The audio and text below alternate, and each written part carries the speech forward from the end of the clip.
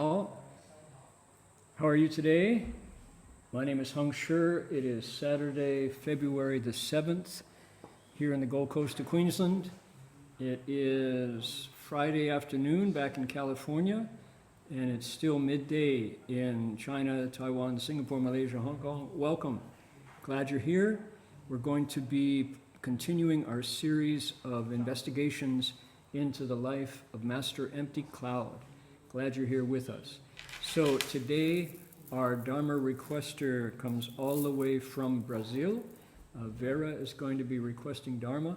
So I'm going to first ring the bell 3 times, invite you all to join me in making 3 half bows, and then Vera will do the Dharma request. All right, so here we go. Here are 3 bows.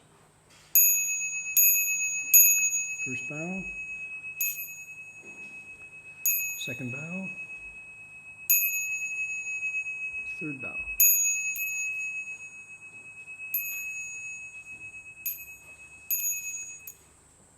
Vera, if you'd like to request Dharma, please go ahead and do it now. 恭敬大德圣体，为此法会集，皆众生，清净妙法轮教导我们，如何了生脱死的不得已，速证无生。With the Sangha, we pray Bhikshu out of compassion for the sake of his assembly and all living beings.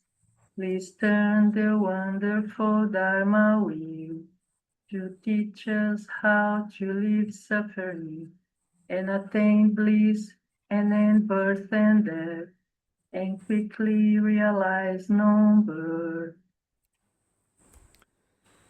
Namo tassa bhagavato arahato samma sambuddhassa.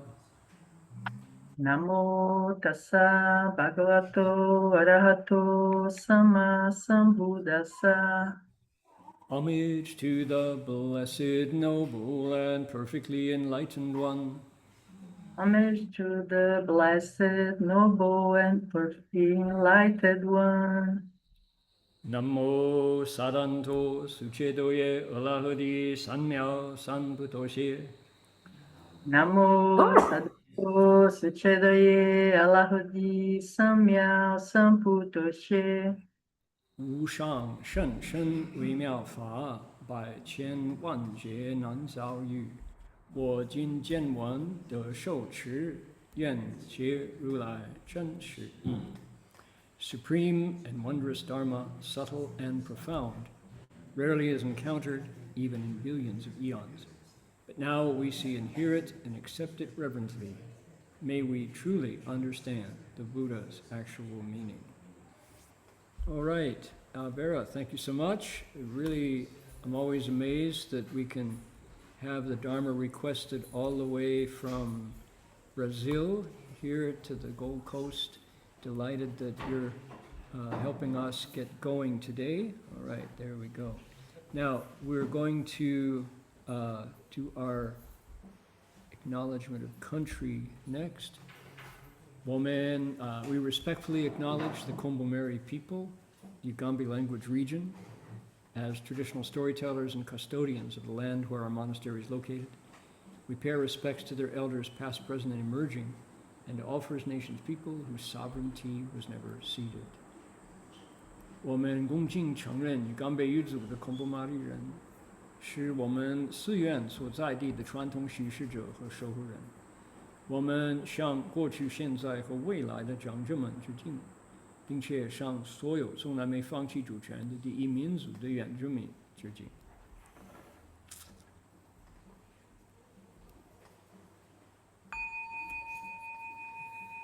Bell sound wide resounds throughout 100 million worlds. The Buddha's law is heard and spread all throughout the triple world. The wondrous sounds that everywhere fill the Dharma realm with peace. May those who hear it gain the strength to follow in faith the Buddha's path. 众生传3000劫内，佛法让万亿国中，共寻其法界和平，利益报贪恼后等。Okay, done. Alrighty. Here we go. We are into February. We're closing in on Lunar New Year's, and this is the year of the fire horse coming up. Next week will be the day before, will be New Year's Eve minus 1 day next week. So we've got Master Empty Cloud. Let's see. First of all, I want to tell. Let me say, 如果你们各位愿意听我所讲的有一种流利的普通话的翻译呢，这个软件你的软体的右下角有一个小地球，就那边就 interpretation， 你就可以找到 Chinese， 就可以听我们的义工很发心把我讲的英语翻译成中文普通话。Also, there is a Vietnamese translation of my English. You have to go into the chat box there on your software and click on that, and you'll see a link that'll take you to the Vietnamese translation. Also, if you would like to request Dharma, you just heard Vera. She could have done that whole thing in Portuguese, you know, Brazilian Portuguese. But we've got English and Chinese going, 2 languages. If you would like to be the Dharma requester, send an email over to the email address you'll find there, and we'll set you up. You can do the Dharma request, which we would love to invite you to do. Alrighty.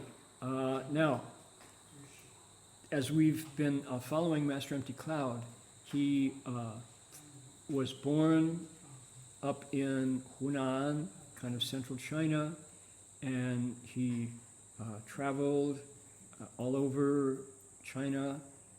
He decided to make a pilgrimage, and he went from the ocean off the coast of China, the South China Sea, an island called Putoshan, and he started there, and then ferried over to Ningbo on the mainland, and started a 3 steps 1 bow pilgrimage. Every 3 steps he made a full bow to the ground, and he went all the way out to Wutaishan.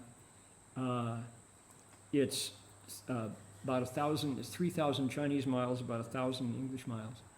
So he got to Wutaishan, his destination, 5 Peaks Monastery, and he sat still and meditated for a couple weeks, and then set off on foot again, traveled to Tibet, traveled down to Burma, traveled to Thailand, traveled to Malaysia, back to China, went to Zhongnanshan in south of Xi'an, and became a hermit in the mountains, stopped moving for a while, but then heard about a Chan session at a place called 𝗏𝗵 Monastery on the Grand Canal, not too far from Nanjing, and went to that Chan meditation session, got enlightened. And that didn't stop him. He traveled back to Beijing in time for the Boxer Rebellion. He accompanied the Empress Dowager 𝗁𝗔 and her.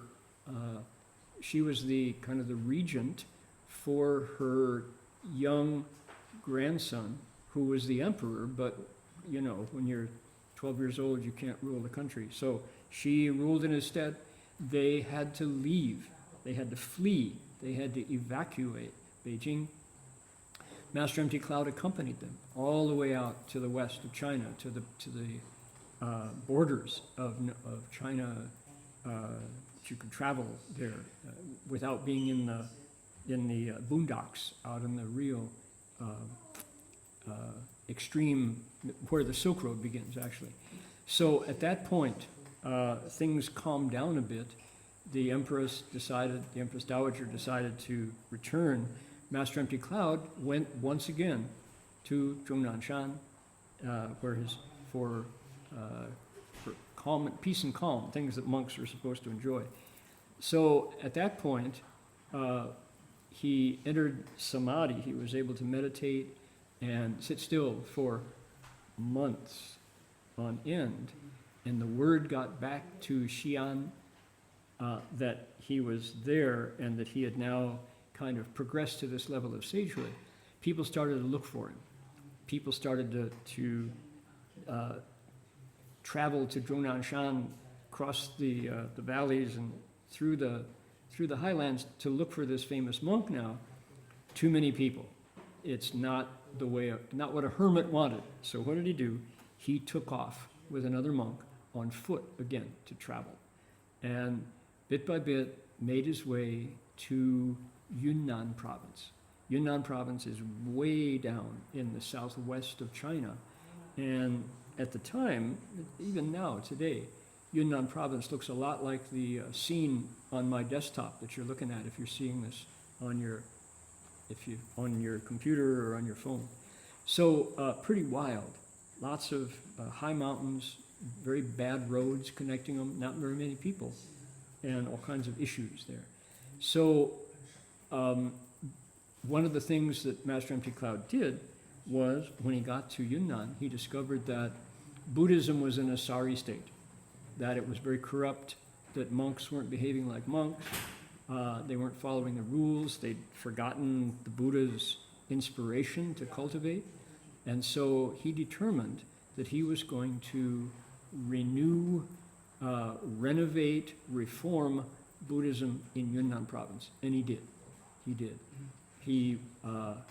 Miracles started to happen. He went to Jizushan, Chicken Foot Mountain, where 𝗏 the second patriarch of Buddhism, was said to be in the mountain in meditation, and bells started to ring that were heard for tens and dozens of miles around. They said that there was a legend that only when a sage, only when someone who had actually seen his mind and understood his nature showed up, would that response happen. That was kind of semi-legendary stories. Well, here's the monk, the bell rang, right? So amazing responses to his presence, and other kinds of miracles happened. So he built a monastery, started to transmit precepts there. He made new monks and nuns. He lectured on sutras. He held Chan meditation sessions, and Buddhism returned. Now, our story continues, and we've been giving little episodes from this long 120-year lifespan. So what has happened in the last couple, maybe 10 or 20 lectures, is politics has crept back into China because the dynasty stopped. The emperor quit. The last emperor of China abdicated his throne, said, don't want to be emperor anymore. That was it. 5,000 plus years of emperors stopped. And in 1911, the Republic of China was declared. Now, Master Empty Cloud was in his 70s and 80s. He was a witness to all of this tumultuous transformation of Chinese society. And no matter whether it's China or the West or countries above or below the equator, whenever the power source fails, what happens is a vacuum is created, and all kinds of wholesome and unwholesome actors are drawn in, sucked in. Power struggles begin. Well, that's what happened in China. Many warlords arose fighting for power, and the Buddhist community is often just a victim in the midst of all this power. So that was happening in Yunnan. Yunnan is almost always lawless, depends on whoever's in charge at the moment. The central government is thousands of miles away in Beijing, and out in the southwest, it's pretty much 𝗥𝗲𝗁𝗁 can. Whoever's got the biggest number of followers is the boss. So that's what was happening in Yunnan. Master Empty Cloud was called in to set things right. He was called in to provide a wholesome influence on the warlord and the local governor or whoever it was. Often they were the same person. So that's where we are now. And luckily, there was a governor of Yunnan, his name was Tang, who was a Buddhist. He was a benevolent soul, a good man. And in order to put Yunnan in order, he asked Master Empty Cloud to do a 𝗕旄𝗃法会, a waterland assembly, bringing all kinds of goodness and blessings and merit and virtue. Well, Yunnan had mixed karma, and one of the things that happened was natural disasters started to happen. So there were droughts. There was a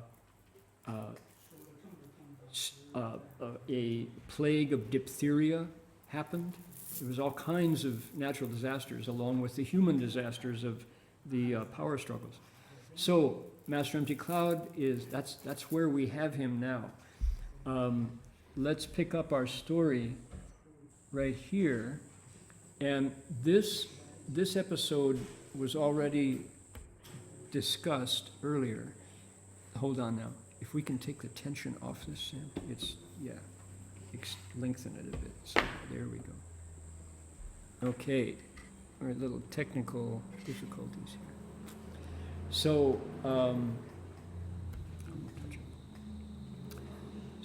we looked at this episode a couple of weeks ago, but I found the biography, autobiography section that talks about this. Let's quickly go over it again, and then I'll show you the details written by Master Empty Cloud himself. So he says, 𝗵𝗵𝗴 岁，世贤理事花莲，道明以塔，具兴自化生息等义基，甲子85岁，鸠住塔寺，乙丑86岁，传戒讲经，其长期丙寅87岁，近年颠尽多兵劫，民畏到手而不敢收，公相官情以生领收，物足，故千人聚食，使饭济粥，康水等共堪苦，民得志。In 1923, Master was 84, there were strange events. Magical lotus appeared during the cremation of a laywoman, Mrs. Li. Ants made a pagoda for Bhikshu Daoming, multiple pagodas, in fact, in his coffin. Bhikshu Zhu Xing burned his own body and went to rebirth in the West. Now, pause here. We're going to look into this further. I found a document about this that I think is interesting. So the master, at age 85, spent time rebuilding shrines and temples.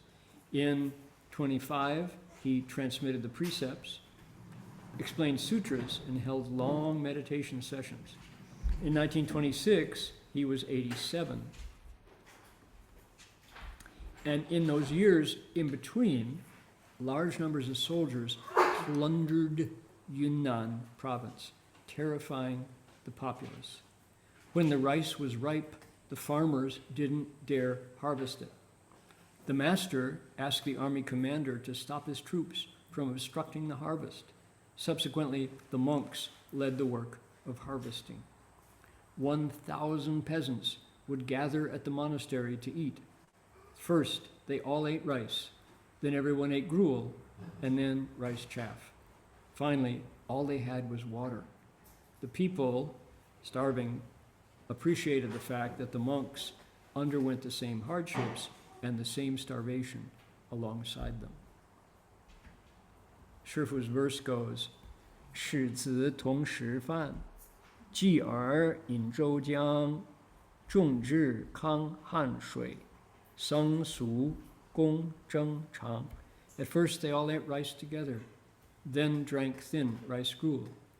Finally, they just took chaff and water, monks and peasants, eating all the same. So, hard times, really hard times, and yet the part to pay attention to is the role of the Sangha in society. What's the role of the monks? Are the monks considered parasites who do nothing all day long but still get to eat and drink?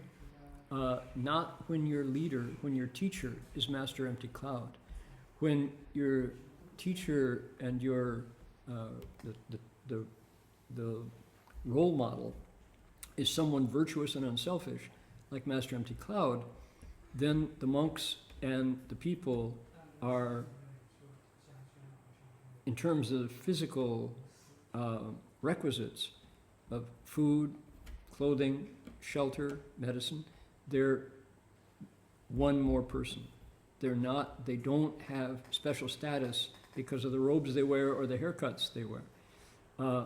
So, of course, people appreciate this, and they recognize that the Sangha is there to benefit living beings. The Bodhisattva path, those ideals really come true. Here we go.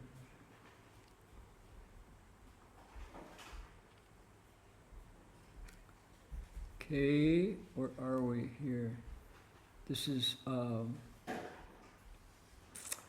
4年大事7月张中正就任国民革命军总司令，统兵北阁，9月战武昌，11月占九江，12月国民政府北迁武汉。Let's see here.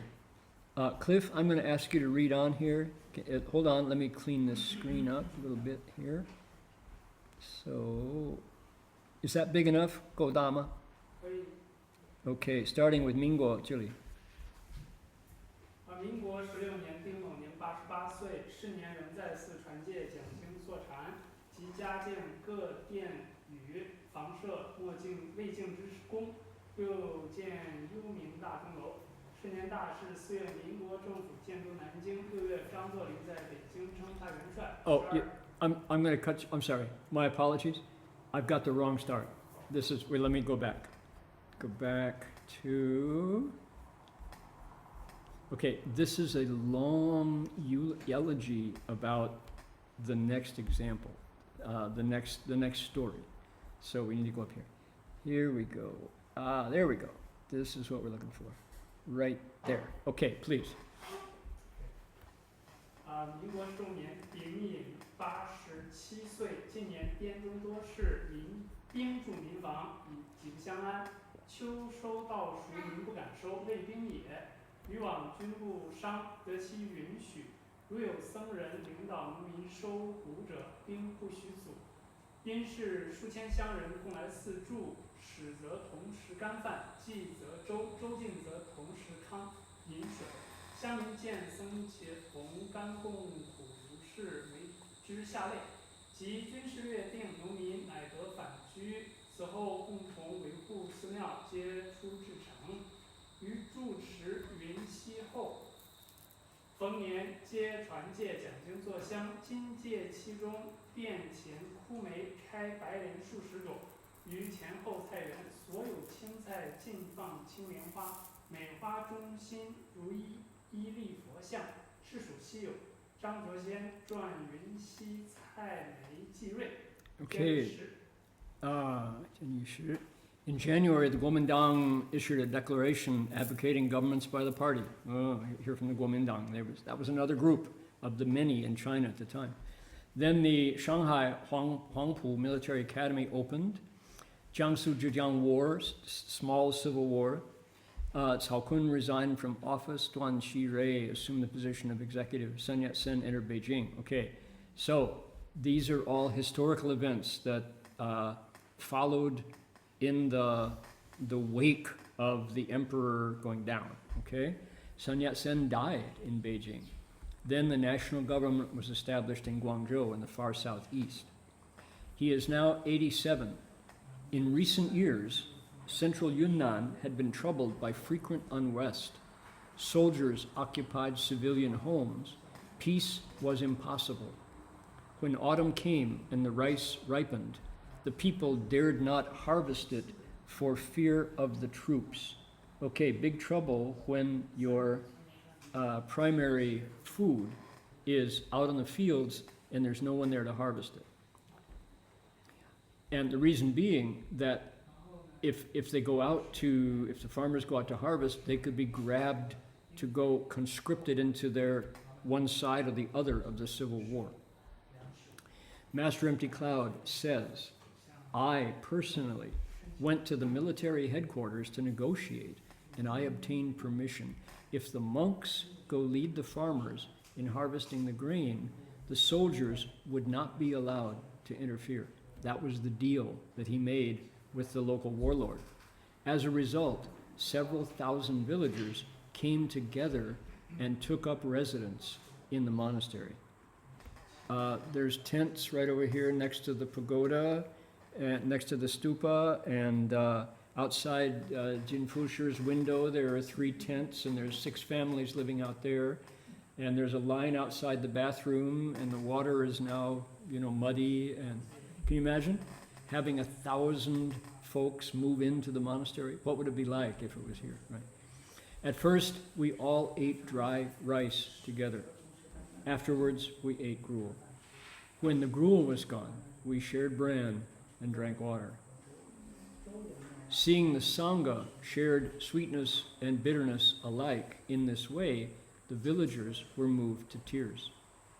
When military conditions gradually stabilized, the farmers were able to return home. From that time on, they jointly protected the monastery, all acting with utmost sincerity. So, there's the story. And this is, now we saw the brief summary, more or less, designed to fit into the space available in the picture biography. But when we have the details in the autobiography, it's really worth looking in. So here's the story we get here from Master 𝗵𝗃𝗃's own words, is that he put himself on the line, his security. He could have shown up at the military headquarters and been killed or jailed or beaten. But instead, he got the military authorities to agree that if the monks go out in the fields, they won't harm the farmers. So, in other words, Master 𝗵𝗃𝗃 says, we will do the work. We'll do the harvesting. The monks, whom are often accused of being softies or parasites, etc., useless, right? Instead, no, we'll do the hard work if you'll keep them safe, was the request he made. That's acceptable. The soldiers aren't going to attack the monks in the field harvesting the crops. So, needless to say, there's nothing is spoken right here. The monks brought in the food. They did the farming and harvested the rice. Now, it doesn't say that the farmers joined them. I suspect they probably all worked together because there's skill involved in turning rice pulled out of the paddy field into white rice in your bowl that you can eat. There's a lot of work, drying it, winnowing it, taking care of the stalks afterwards, etc. All the things you have to do to turn mi into 𝗵𝗵, right, into edible food. So all that happened because Master 𝗵𝗃𝗃 said, we'll do it. We'll do the hard stuff if you won't harm them. That's the deal he made. Okay, now, as a result, he didn't realize perhaps that he was welcoming in 1,000 guests for lunch. At lunchtime, you got 1,000 people eating together because the farmers are saying, we feel safe around you. Can we live in the monastery? Well, answer is, if you have 𝗵𝗃𝗃 as the boss, yes, come right in. bring your own bowls and chopsticks. So they all ate together, the monks and the farmers, just the same, right? And he shows the detail that at first there was rice to eat. Then after that, they thinned it out with water. Then after that, they kept the chaff from the harvest and ate that, although it rips your stomach up and your throat. After that, they drank water. That's all that was left. And they all did it together. So, seeing the Sangha shared sweetness and bitterness alike, the villagers were delighted. They were so bittersweet, right? Happy and sad at the same time, that they were moved to tears. And then, bit by bit, in those 2 or 3 years, the war, somebody won, and somebody, they didn't continue the fighting because it was, somebody won. So there was an armistice. And the farmers went back home, and guess what the farmers became at that point? They became Dharma protectors of the monastery and the monks. So, if you want to if you want to make people into Buddhists, feed and house them and protect them when their lives are threatened by military excess, right? Incredible story. Okay, now this is one of these miracle things that happened, and we covered this when we went through. Let's do it again because we have a little bit of detail here. 恭祝𝗵旃旃𝗵财究公𝗫时老诣建筑僧房完成后每年皆传戒法讲经教坐禅香丙寅戒其中点前老枯美树开白莲花数十朵前后菜圃中青菜皆开青莲花花中皆有画佛俨然如我今吕师那方作莲花台𝗕𝗵𝗁𝗪上复现前世家. As the abbot of 𝗙𝗵𝗵𝗇 Monastery, the master found construction materials, assembled workmen, joined in the arduous labor of reconstruction himself. After the new monastery was completed, he transmitted the precepts every year. The monks explained sutras and practiced Chan meditation as well. In other words, doing what monks are supposed to do. During the precept ceremony of 1926, an old, withered plum tree in front of the main hall blossomed with a large number of white lotus flowers. The crops in several vegetable gardens bloomed with green lotuses as well. In each of the flowers, a majestic, transformed Buddha appeared. It seemed as if the sutra passage came to life, quote, "Now I, the Buddha Nishanda, sit here atop a lotus dais. All around, on 1,000 flowers, appear 1,000 Shakyamunis." Okay, miracle time. So, he's been rebuilding this monastery that was a ruin originally, Yunnan, and now it's done, and with the work of the monks doing the labor, and they start to do Buddhist events. They explain sutras, transmit precepts, meditate. So you could say, I want to reflect back on Master M.T. Cloud coming to Yunnan when Buddhism was in a state of total disrepair and corruption and abuse. Now, as they say, 上轨道, it's back. It's on its proper footing. And the results of bringing the Dharma back and doing things right is, as we say, 圣因果, sublime cause and effect. These things, so what happens? The details are, a plum tree produces lotus blossoms. And further, the crops The green crops in the fields bloom with green lotuses. In each of the flowers, there's a Buddha image.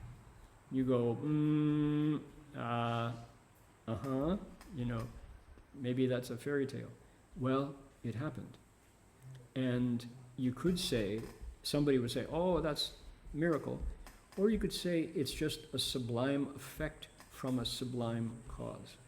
How often do humans do things right, so right, that it stimulates nature, heaven and earth to do sublime things as well? And the answer is not very often.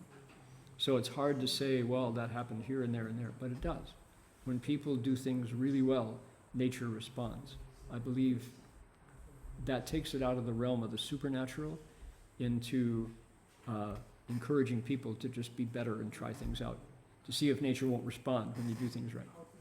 So the verse goes, 𝗵𝗵𝗃𝗗𝗃 𝗵𝗵来加护千叶千世家. Sure, a beautiful poem. The withered plum tree bloomed with lotuses, appearing with the aid of the forest ruling spirits. Buddhas come to protect the sacred space. Thousands of Shakyamunis appeared, thousands of lotus petals. We need it on there. Okay, now in the autobiography, there is an appended praise of this event, and it's really long. And look at this. Somebody really did a job, because there are 2 poems at the end as well, praising this incredible story. So it's an eyewitness to what happened, written by a layman. Now I'll give you just a flavor of it. We'll tap into it briefly.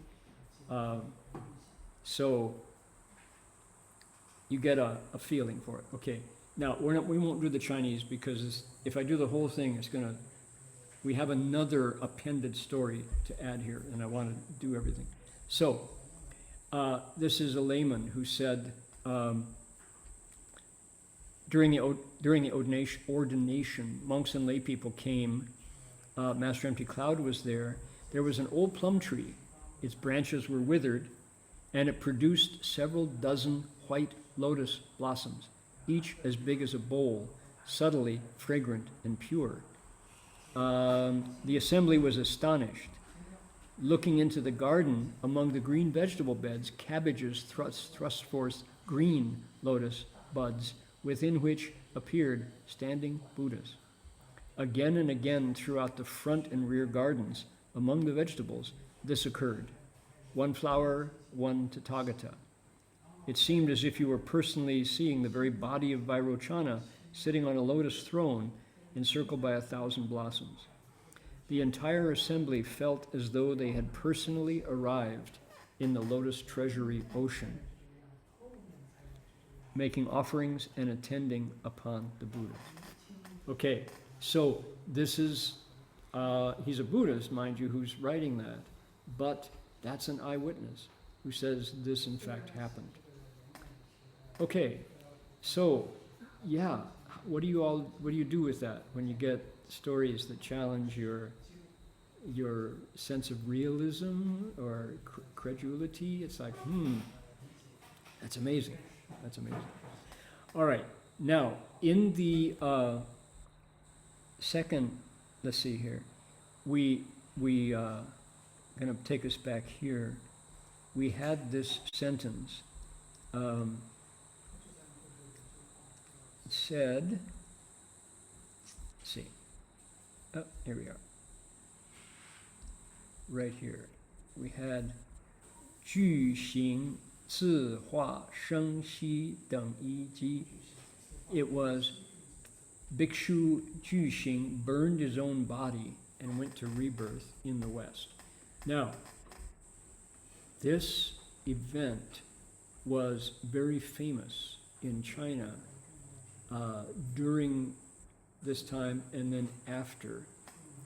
And the issue is, when we talk about people burning their bodies within the Dharma, it's a very sensitive topic because it's frightening, and outside of Buddhism, outside of the realm of devotion and faith, it's really hard to find anything wholesome in somebody burning themselves. We have Joan of Arc being burned at the stake as a witch. It's only bad, it's only negative outside of Buddhism. But here within the Dharma, there are stories of men and women who set fire to their bodies as an act of devotion, and they're not, apparently, looking from the outside, they're not affected by the flames. So in the Vietnam War, we have Bhikshu Quang Duc, who, as a political statement, because of the oppression of the government at the time, lit his body on fire. And the West was given pictures of this monk sitting in the street on fire and seemingly unhindered, not screaming, in agony. It's not. He's sitting calmly as the flames consume his body. And my own mother, bless her heart, when I told her that I wanted to become a Buddhist monk, her first statement was, "Do you have to burn your body too?" she said. Because she was a typical Westerner who had no concept of this being an act of devotion or the amount of kung fu and spiritual skill required to do it. All right, so with all of that being said, this is not ordinary, and I have to give a disclaimer.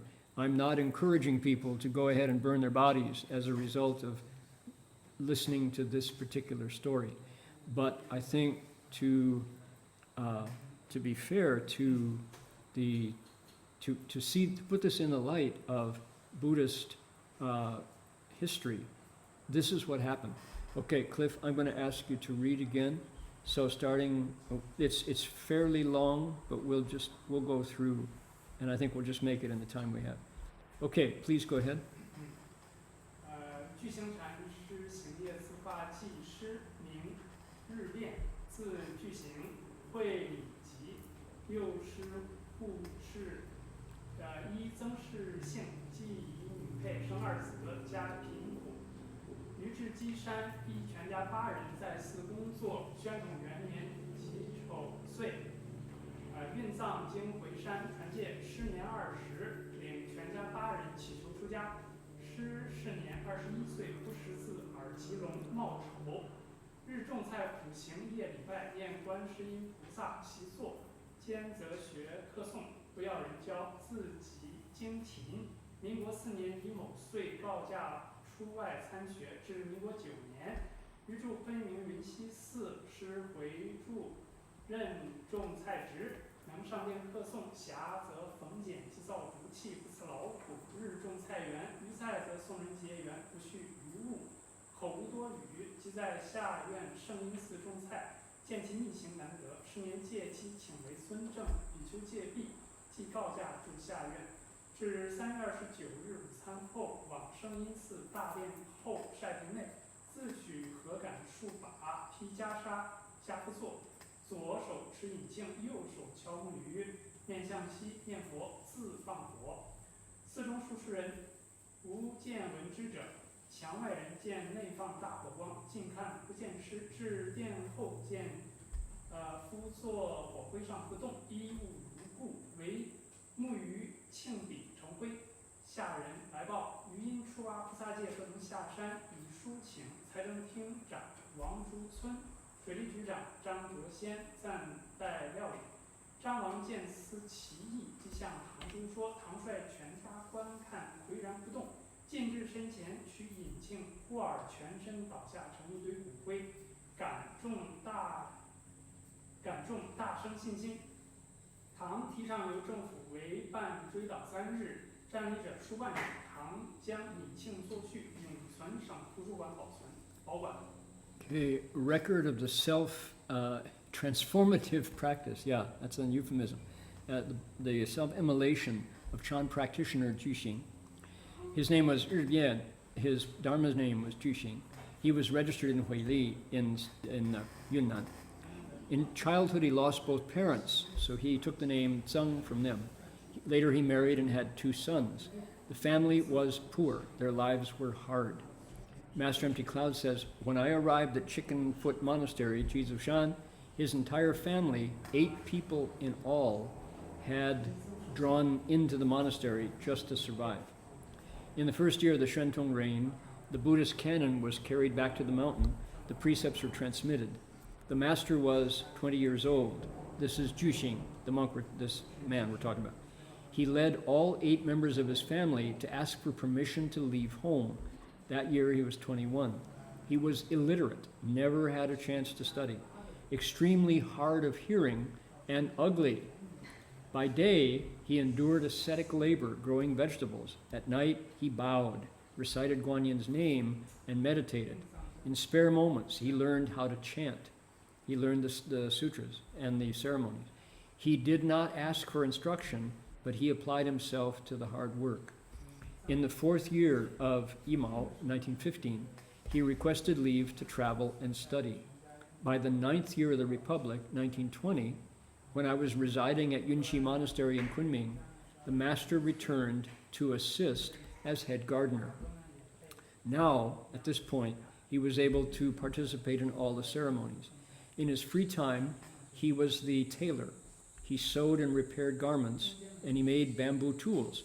He never didn't volunteer for the hard work. Daily, he grew the vegetables. Any extra he had, he gave it away with a wish to create affinities with people. He had very few possessions, and he rarely spoke. Okay, you get a flavor for who this is, the kind of person he was. Unusual, a real cultivator. Later, while gardening at the lower monastery, at Shengyin Monastery, I watched that his hidden practices were special, unusual. That year, during the precepts, he was asked to serve as a 𝗏𝗏 𝗏𝗏𝗏, one of the 7 masters that certify ordination. So now he's really elevated in the Sangha. After the Bhikshu precepts were done, he asked to go down to the cultivators. So he, from the high, he could have enjoyed his new status. He didn't. He went down to join the regular monks. On the 29th day of the 3rd lunar month, after midday assembly, Shanggong, which we've all just done here, he went to the drying ground behind the main hall of Shengyin Monastery, where you hang out your robes to dry. He took several bundles of straw, put on his robe, sat in full lotus, held a yin qing in his left hand, and struck the wooden fish with his right.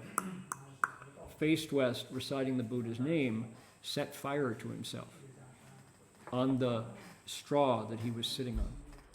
There were several dozen people in the monastery at the time, in another part of the monastery, yet no one saw or heard anything. Somebody outside the wall saw a great blaze of fire and went to look. The master was nowhere to be seen. Going behind the hall, they found him seated upright, unmoving, on the ashes of the fire. His robes were intact. Only the wooden fish and the handle of the bell would turn to ash, not metal like this one, but wooden. A messenger came running to report this to the senior monks. As I was observing Bodhisattva precepts on the 8th day and couldn't come down, I wrote to Wang Zhucun, director of the finance department, and Zhang Zhuoxian, director of the Waterworks Bureau, asking them to take care of it. So 2 lay people who are officials.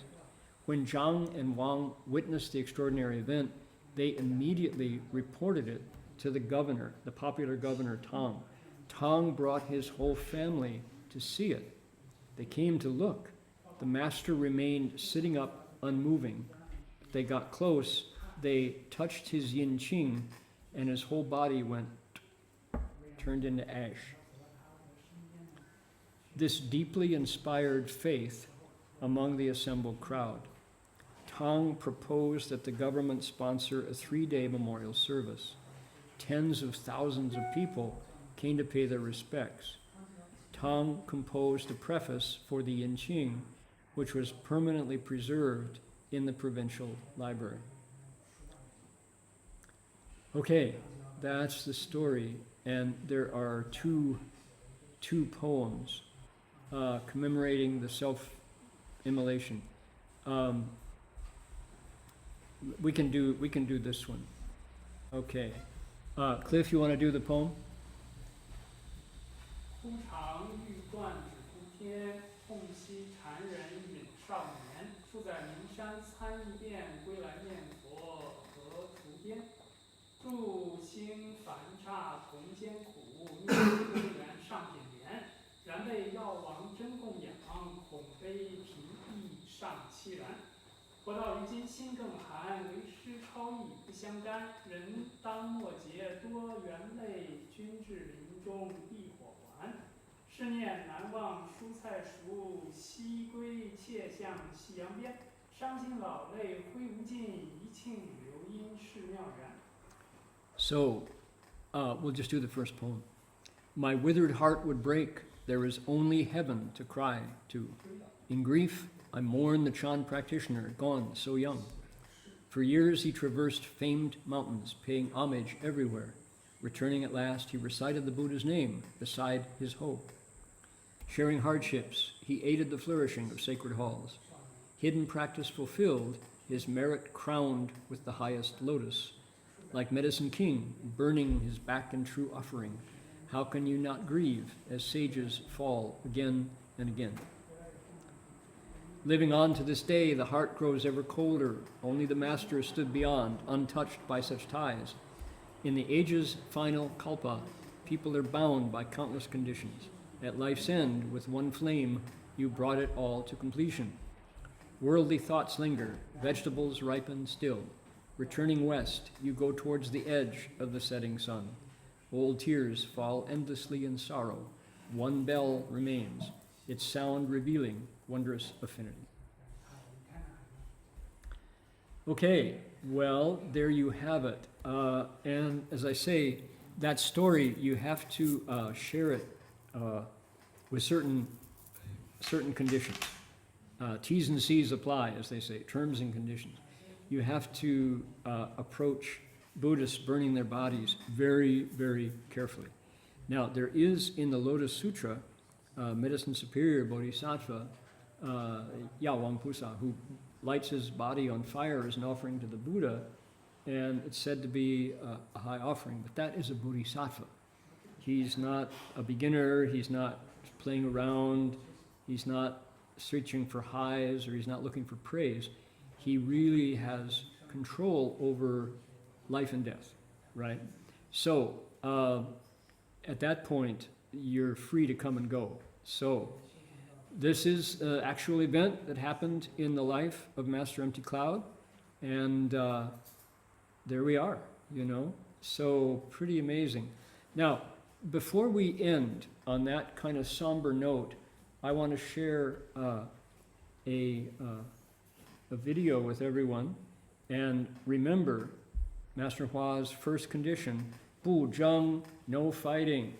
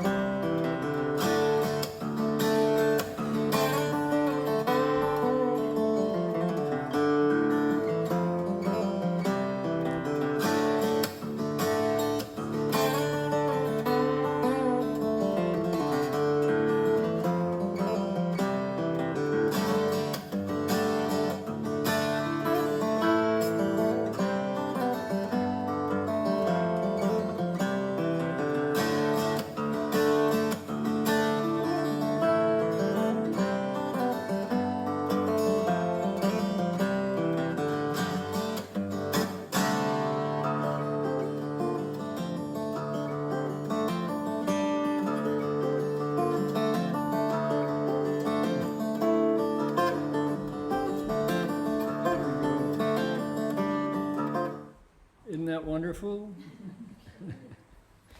Kind of cleanse the palate after people burning their body. So these are two young male kangaroos who are very full of testosterone, and they're hoping that the girls were watching, see who is the better fighter. This is taken right down at our parking lot, so how wonderful. Okay, thank you all for joining. Next week we have more stories. Master Empty Cloud goes, he leaves Yunnan. He's pretty much done almost everything he can to rebuild Buddhism in Yunnan province. And so he is now almost 90 years old, and he heads off to rebuild more monasteries in China's southeast. So we can dedicate merit. Please make a wish and join in. This is the Sanskrit medicine Buddha mantra. Your wish. The monks walking for world peace from Fort Worth, Texas to Washington, D.C. should be arriving in D.C. and ending their pilgrimage in 6 days. They're in day 104.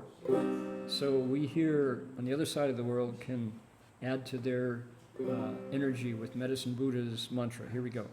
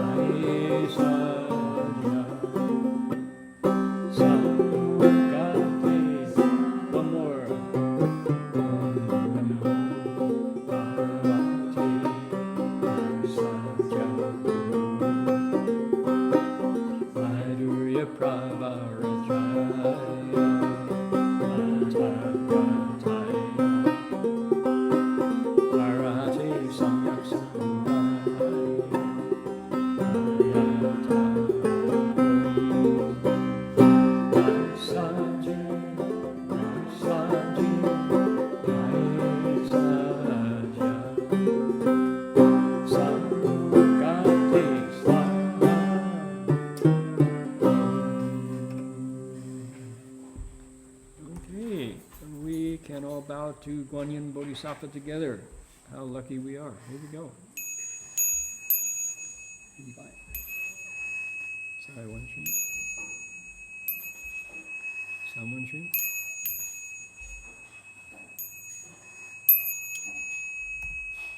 Bow in respect to the Venerable Master.